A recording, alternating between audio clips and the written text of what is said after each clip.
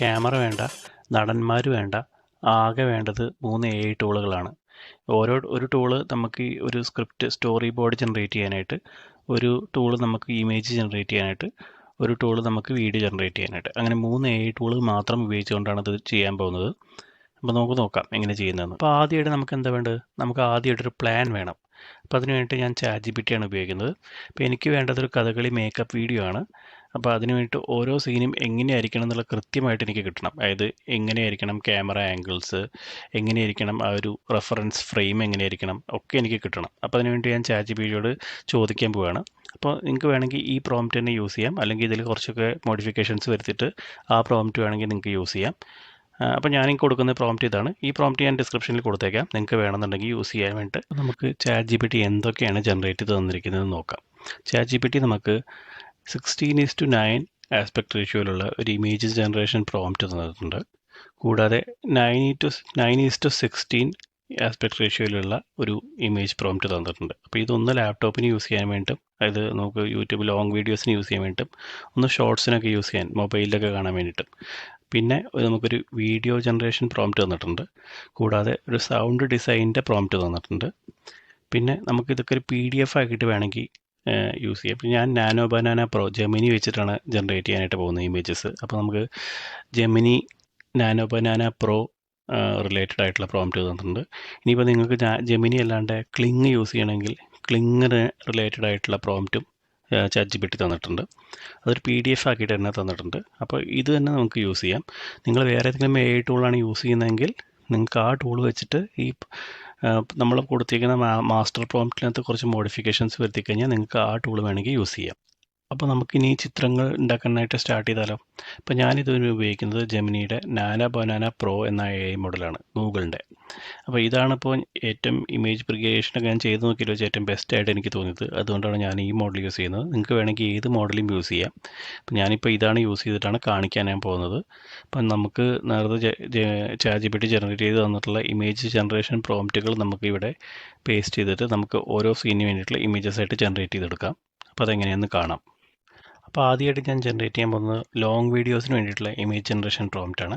അപ്പോൾ നമുക്ക് ChatGPT generate ചെയ്ത് തന്നിട്ടുള്ള ആ 16:9 ആസ്പെക്ട് റേഷ്യോയിലുള്ള ഇമേജ് പ്രോംപ്റ്റ് കോപ്പി ചെയ്തിട്ട് നമുക്ക് നമ്മുടെ ജെമിനിനകത്ത് പോയിട്ട് image generation nano banana pro പോയിട്ട് സെലക്ട് ചെയ്തിട്ട് നമുക്ക് അവിടെ പേസ്റ്റ് ചെയ്ത് കൊടുക്കാം. അപ്പോൾ നമുക്ക് ജെമിനി ആ ഒരു സീനിന് വേണ്ടിയിട്ടുള്ള ഒരു ഇമേജ് ജനറേറ്റ് ചെയ്ത് തരും. അങ്ങനെ നമുക്ക് എല്ലാ സീനിന് വേണ്ടിയിട്ടുള്ള ഇമേജസും നമുക്ക് ഇതിന് ജനറേറ്റ് ചെയ്തെടുക്കാം. അപ്പോൾ അത് നോക്കാം.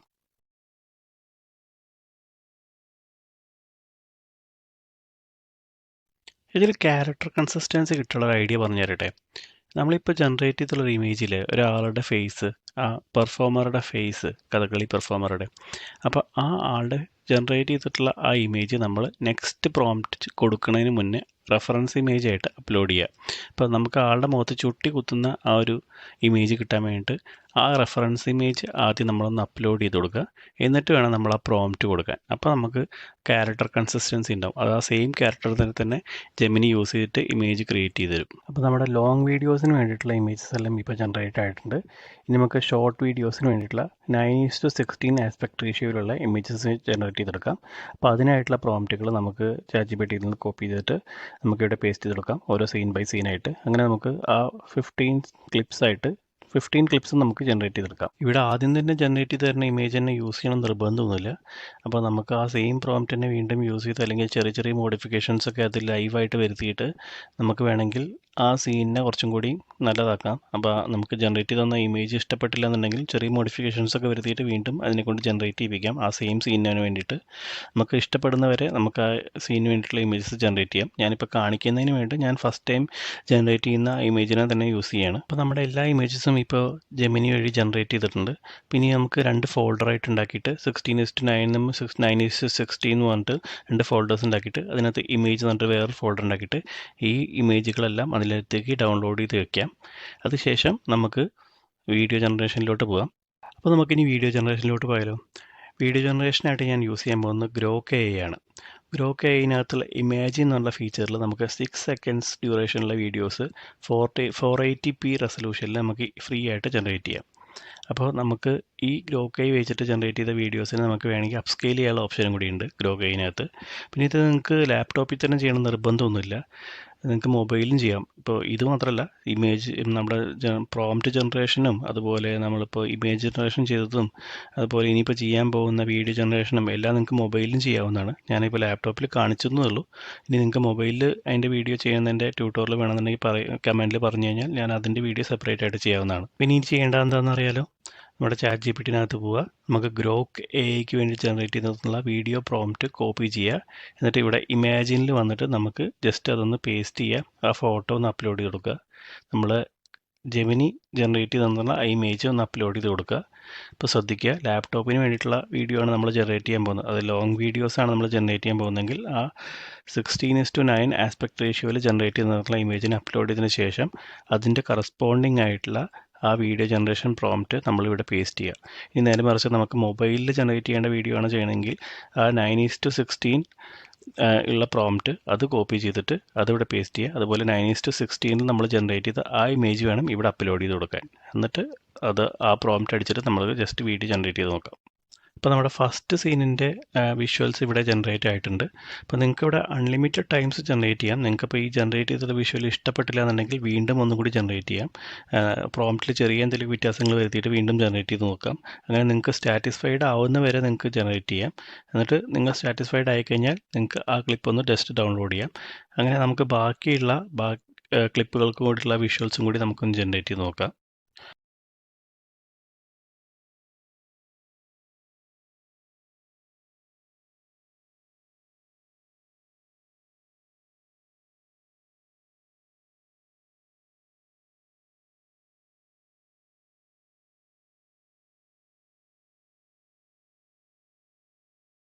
ഇപ്പോൾ നമുക്കുള്ള 9:16 നമ്മുടെ 16:9 ആസ്പെക്ട് റേഷ്യോയിലുള്ള വിഷ്വൽസ് എല്ലാം റെഡിയാണ്.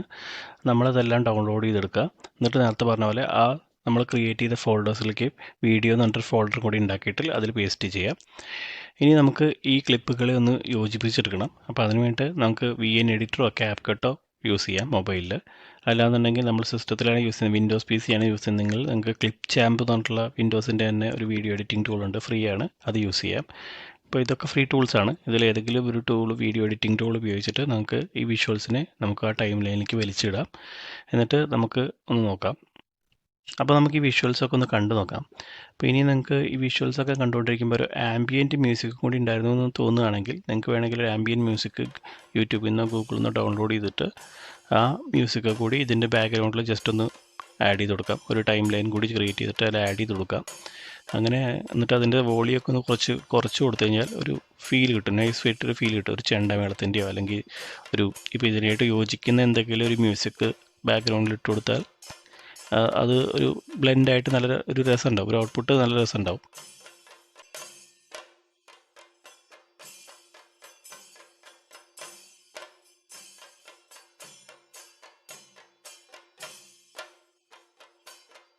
അപ്പോൾ നമ്മുടെ വീഡിയോ എഡിറ്റിംഗ് ഒക്കെ കഴിഞ്ഞിരിക്കുകയാണ്. അപ്പോൾ നമുക്ക് ഇതിൻ്റെ ഫൈനൽ ഔട്ട്പുട്ട് ഒന്ന് കണ്ടു നോക്കാം.